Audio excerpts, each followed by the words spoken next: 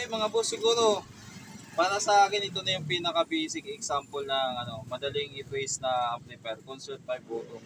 So ang gagawin natin dito ay ituturo ko sa inyo yung signal flow or kung paano tumatakbo yung audio signal ng amplifier. Magmula dito sa input papunta doon sa dito sa pinakadulo sa main amp section. So simulan natin na magsisimula yung daloy ng audio kapag may pinasok ka na jack dito. So ayan, kung mapapansin nyo, ito yung pinaka selector niya simula dito. Tatlo lang naman yan, 1, 2, 3. CDBCD, tuner at saka tape. Ito naman equalizer in out. Tapos ito naman is bass. So kung mag-input ka dito, tatakbo yan dito, yung pinaka audio niya.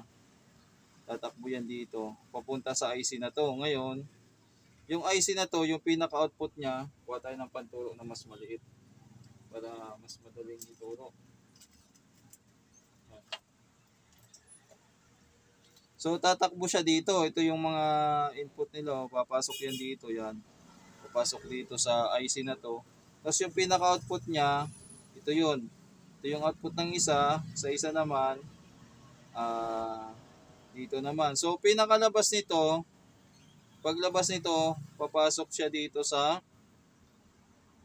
hindi kaya ko. Sa pinaka papunta dito sa isa pang IC. So itong dalawang IC na to ay tinatawag na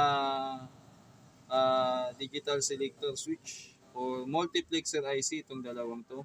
Ang purpose ng itong isa ay para sa input selector, itong isa naman para sa equalizer in out.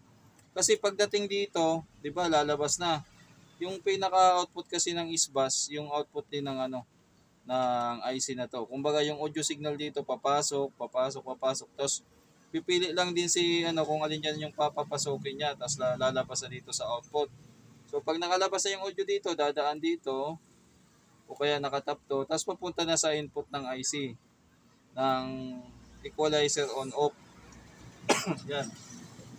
After nyan, lalabas na siya dito. Yan. Yung pinaka-capacitor na dalawa. Ito na yung pinaka-audio out niya. Yan.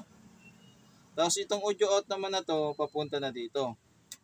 Ayan sa volume. Yan. Pagdating niya dito, ito yung pinaka-audio niya.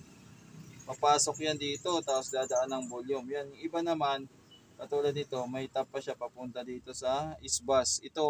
Itong IC na to na malapit sa volume, hindi po to volume IC ng volume o kaya preamp ng volume.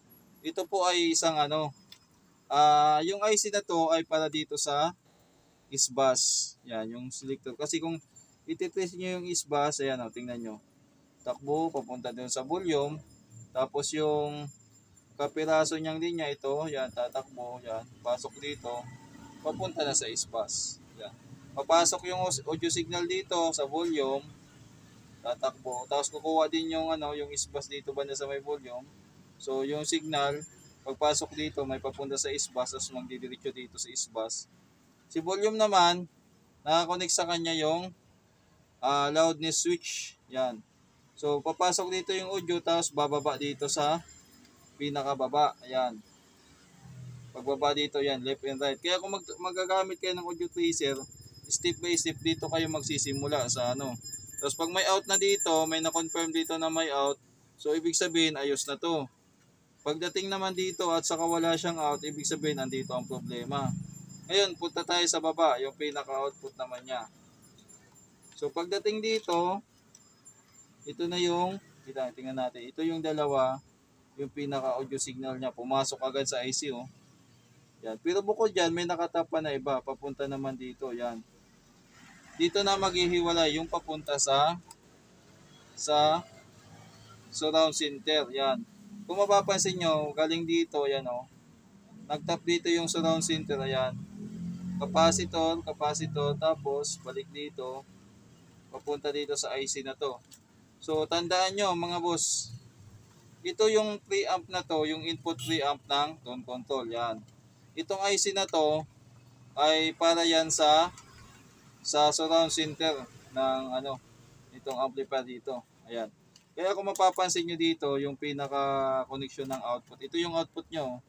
Yan, kung titingnan nyo itong output na to, yan, papunta yan doon sa dalawang IC, sa surround center niya. Kaya kung titingnan nyo dito, ito na yung pinaka-output. So, galing yan dito, tapos capacitor, yan. Tapos ayan, resistor dito. So, papunta dito. Ganon din sa kabila, yan o. Papunta dito, yan. Yan. O, dito rin. So, para sa ano na yan. Ngayon, hiwalay naman yung audio ng mic. So, yung pinaka-output ng mic ay ito. Itong dalawa. Kasi meron din siyang output papunta sa surround center, meron din pa po papunta sa ano. So, ang pinakadulo naman niya ng output ng mic ay ito. Ito. Kung susundan nyo tong linya na to, papunta yan dyan o. Yan o. Yan. Papunta na yan dyan sa taas hanggang dito. Hanggang dito na sa my switch. So, itong dalawang IC na, dalawang resistor na to, papunta din sa input ng IC na yan. Ayan o. So, tingnan natin kung anong ano yan. Yan ay dalawang 33K ito. So, possible na kung walang audio yung mic, baka walang nakakapasok dito na audio. So, ganun, masalimuot yung ano nila. So, galing dito, papunta dito sa IC na to, tapos papunta na doon sa selector. Galing naman dito sa output ng microphone with echo, papunta dito sa 33K, tapos baba nila dito. So, pagdating dito, nag-split na sila, oh. Iwalay na sila. So, left and right na. So, itong ano naman, ito namang low, mid, high na tone control, dumaan yan dito sa IC. Kumbaga, susuriin mo to isa-isa, nakatap yan dito sa IC. Tapos, yung pinaka-output nila, ito. Dadaan muna sa pinaka-output preamp, yan, yung preamp na bago mag-balance. Tapos, yung pinaka-output na ng audio nila dito, hanggang dito na. Ito na yung labas, papunta dito. So, madali lang yan i-trace kung mayroon kayong audio tracer kasi pinaka-common na problema ng amplifier, walang sounds at saka hindi tumutunog yung ibang channel. Kadalasan yung mga tanong sa akin. Kaya lang, hindi ko naman masagot kasi case-to-case basis yan. So, may iba na, halimbawa, sira ang volume. So, sira na yung kabila niya. Kaya ito, isa lang ang gumagana. Di magiging half channel na yan. Kung sira din naman ng mga potentiometer, may possible din na ano. Lalo na yung, halimbawa, may tama na mga carbon nito.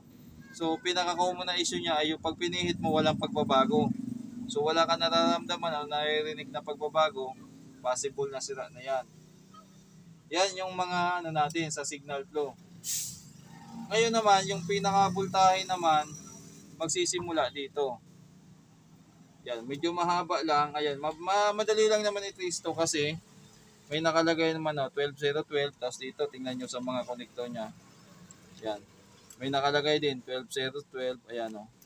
Meron din dito. Ayan, 12012. So, yan yung audio signal flow niya. Kasi sa main amplifier naman, pag galing dito sa transformer, diretso na yan dito sa diode, tapos capacitor, yun na yun. Yung signal lang laging nagiging problema, gawa ng yung mga half channel, So, number 1 na suspect yan, volume, mga pihitan, o kaya may sira tong amplifier board mismo.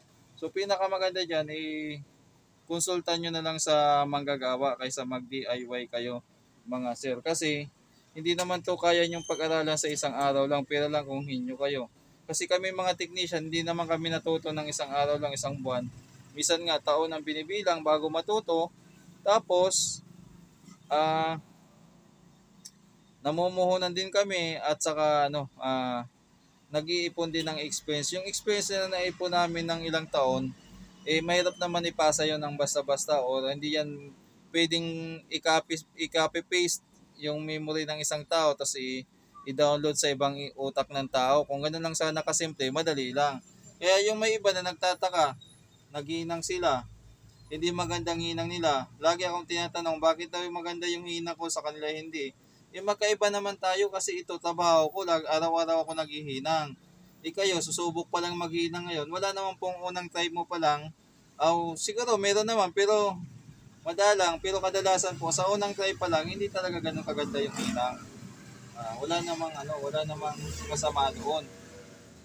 So yun lang yung signal flow. Madali lang kasi yan. Kung mga problema ng half channel, So, pinaka the best, may audio tracer ka, mag-NG ka lang dito sa mga signal flow, madali mo nang ma-identify. Kasi ang pagte-troubleshoot naman ng amplifier, hindi naman chichik mo lahat. Kailangan ma-pinpoint mo muna kung saan banda ang trouble, kung dito ba sa input selector, sa may volume board ba, dito ba sa may tone control, o kaya sa main amp. Yan. O kaya may problema sa relay o yung output mismo, yung papunta sa speaker.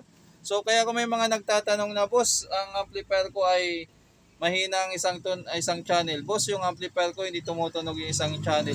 Ano ang sira? So hindi ko rin masasagot yan ng eksakto kung anong sira kasi kailangan natin ma-check muna yung amplifier nyo para masabi natin kung anong sira.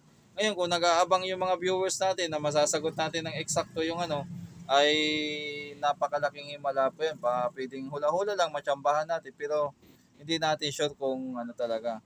Ang pinaka-the best dyan, kapag sira yung amplifier nyo, ipagawa nyo sa legit na manggagawa para maasikaso at magawa ng tama at baka mas makatipid pa kayo. Kaysa mag-DIY kayo, posibleng madisgrasya nyo lang yung amplifier nyo, lalong lumala ang sira, lalong lalaki ang gastos nyo. Okay, sana naunawaan na nila yung about dito sa signal flow. Yan, signal flow ng basic lang yun. Yung iba kayang ipaliwanag yan ng mas maganda. Sa ngayon, yun lang yung kakayahan ko, share ko lang. Okay, sana nakatulong to mga boss at God bless po sa ating lahat.